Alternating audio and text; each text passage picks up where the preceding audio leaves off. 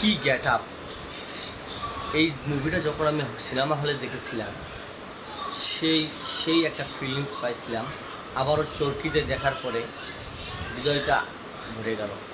আসলে সুপারস্টার এটাই বলে যায়, একটা নায়ক, একটা অভিনেতা, একটা নায়ক, একটা সুপারস্টার কীভাবে এত সুন্দর করে এক্সপ্রেশন দিতে পারে, কীভাবে তার চোখের পলক, তার চোখ এবং তার সর্বশরীরের লোম পর্যন্ত কথা বলে অভিনয় করার সময়।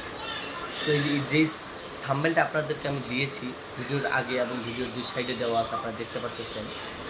তো আসলে দেখেন একটা অভিনেতা কীভাবে এত সুন্দর অভিনয় করতে পারে। তাকে আপনি কমার্শিয়াল বলেন বা তাকে আপনি ইমপ্রেস টেলিফিল্ম বলেন, যেটাই বলেন না কেন, সেটাতে তিনি দুর্দান্ত অভিনয় করেন। তাহলে এরকম অভিনেতা আমাদের দেশে একটা আছে, আমরা এটা গর্ববোধ ফিল করি। তাকে যদি ভালো গল্পের ডিমান্ড করা যায়, সে অস্থির অস্থির অভিনয় করে। এবং দেখেন তুফান সিনেমাটা 3 মাস 4 মাস আগে ঈদে রিলিজ পাইছিল, তারপরেও চরকি এবং হইচইতে রিলিজ করার জন্য ট্রেলার ছাড়া হয়েছিল।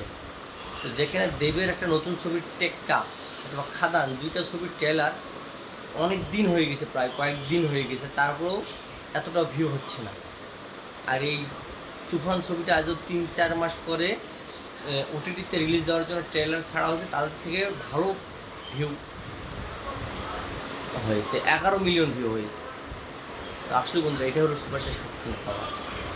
শাকিব খানকে যদি ভালো মাপের পরিচালক, ভালো মাপের গল্প এবং ভালো ডিমান্ড দিয়ে মুভি বানানো যায়, যেই কোনো মুভি হোক না কেন বন্ধুরা, উড়াধুরা লাগে।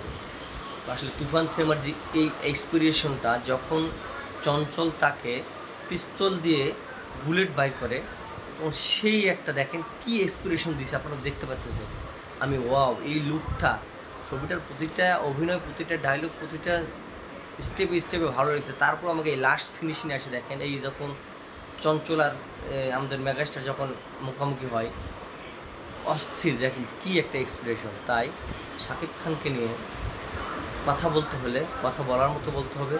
শাকিব খানকে নিয়ে মুভি বানালে মুভির ডিমান্ড, মুভির কোরিওগ্রাফার, মুভির লোকেশন সব কিছু একটা ভরপুর হতে হবে এবং প্রচুর পরিমাণে ভায়োলেন্স থাকতে হবে।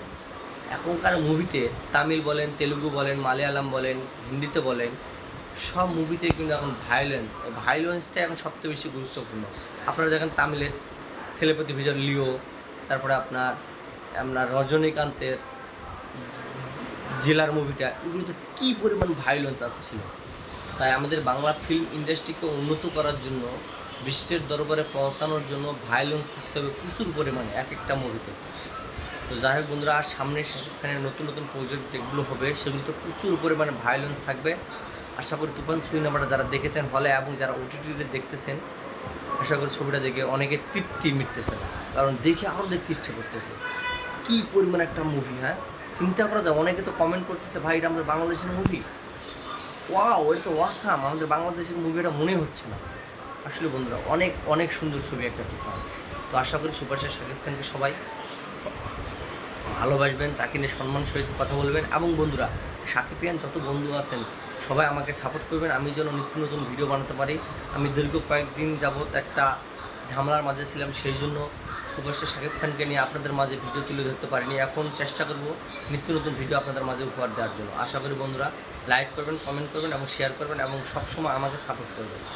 তুফান ওটিটিতে দেখে ফেললাম।